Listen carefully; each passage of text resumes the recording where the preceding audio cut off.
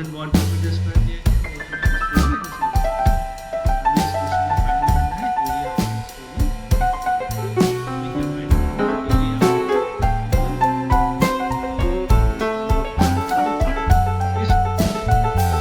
देख लेंगे यहाँ पे क्या क्या है फॉर्मूला टू बी यूज।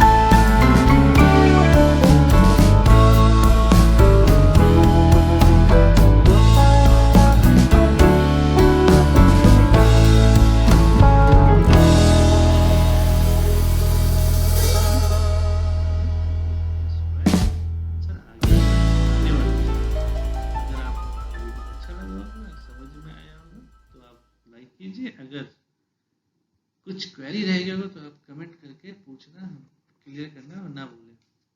अगर आपको इसके अलावा किसी और टॉपिक पे डिटेल सॉल्यूशन चाहिए होगा एनवायरमेंट से न्यूमेरिकल का, तो आप हमें कमेंट में बताएं, हम आपको उसका डिटेल सॉल्यूशन प्रोवाइड